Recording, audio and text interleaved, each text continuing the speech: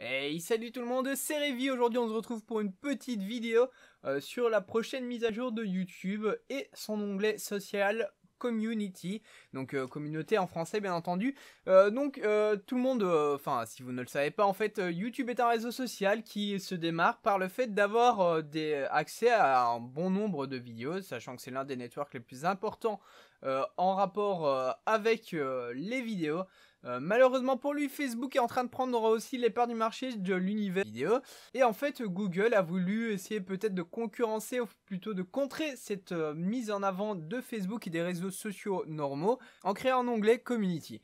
Et il faut savoir que l'onglet Community remplacera en fait un onglet que nous connaissons déjà qui s'appelle Discussion.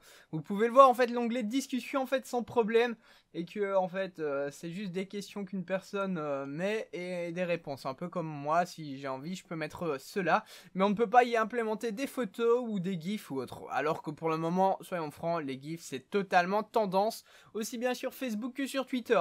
Mais ne vous inquiétez pas, en fait YouTube a trouvé la solution en créant l'onglet communauté. Mais va-t-il être vraiment intéressant? Je ne sais pas, mais là on va pouvoir enfin appâter les gens et rendre un peu notre page plus intéressante entre deux vidéos. Qu'est-ce que je veux dire par appâter les gens? C'est arriver à créer un climat réellement de communautaire, des sentiments d'existence dans une communauté, car à l'heure actuelle en fait vous êtes noyé dans la masse des commentaires d'une vidéo. Vous allez me dire, ici le problème d'être noyé dans la masse sera toujours présent, ce qui en soi est plus ou moins vrai, mais vous allez le voir à quoi correspond en fait l'onglet communauté. En fait c'est très simple, vous pourrez mettre des photos accompagnées d'un commentaire, voilà, il n'y a rien de trop compliqué. Malheureusement par exemple sur cette page, je ne sais pas si c'est qui n'ont pas permis de mettre nous-mêmes nos commentaires, mais à l'heure actuelle en fait j'ai pu constater que cette page on ne pouvait que commenter des photos que la page mettait, enfin des posts que la page mettait.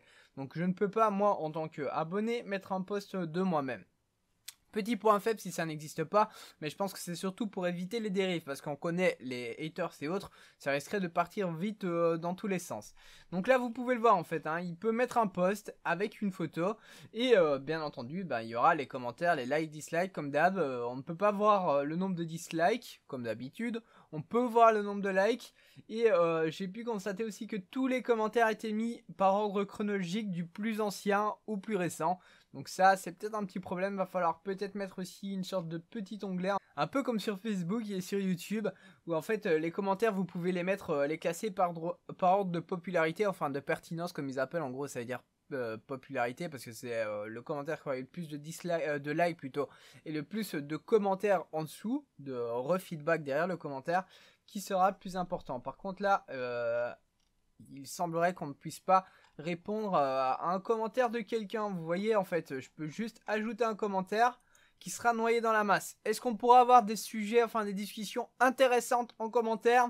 À l'heure actuelle, je ne pense pas, parce que par exemple, là, je vous le montre, je peux pas répondre à la personne qui dit first. Après, on s'en fout du first, mais voilà, saw it on Snapchat et Instagram. Voilà, il dit, je l'ai vu sur Snapchat et Instagram. Et ben moi, je peux pas lui répondre et lui dire, ouais, t'as raison, c'est trop nul. Tu vois, enfin, si il manque encore un élément, on voit que YouTube essaye de rendre son réseau social encore plus social et pas uniquement axé autour de la vidéo, mais malheureusement il y a encore de quoi faire. Je le rappelle, cette phase, enfin la communauté est en phase bêta à l'heure actuelle, donc ce qui signifie tout simplement qu'il est possible qu'il y ait des changements. Mais YouTube en avait parlé et c'était plus une rumeur qu'autre chose, et là ça rentre, enfin c'est accessible enfin, c'est accessible que pour certaines personnes qui ont été élues les testeurs de la bêta. Et donc voilà, donc vous pouvez le voir. En plus, ce qui est bien, c'est qu'on pourra partager des vidéos d'autres personnes, on pourra discuter sur des photos, sur des gifs. Je pense que vraiment la communauté, il sera peut-être un peu plus facile de gérer une communauté que sur YouTube, parce qu'à l'heure actuelle, je pense que tous les grands youtubeurs vous le diront, pour être présent sur internet, il faut être présent sur plusieurs réseaux sociaux. Et là, ce qui permettra par exemple aux petits youtubeurs de pouvoir communiquer plus simplement avec leurs abonnés, par exemple, et pouvoir un peu se différencier et mettre un autre contenu sur leur Twitter ou leur Facebook, ce qui peut être un peu intéressant. Sur ce, j'espère que cette vidéo vous aura plu. N'hésitez pas à donner votre avis pour vous. L'onglet communauté est-il une bonne chose ou une mauvaise chose? Et que devrait que devrait faire YouTube pour le rendre plus intéressant? Parce que là, par exemple, le fait de ne pas pouvoir mettre des commentaires derrière, c'est un point faible. Est-ce que le fait de pouvoir mettre des photos, des gifs et des simples posts, est-ce intéressant selon vous? Et vous, si vous êtes youtubeur, si vous avez la possibilité d'utiliser l'onglet communauté, allez-vous l'utiliser ou non? Allez, sur ce, je vous souhaite une bonne fin de journée à tous. Bye bye.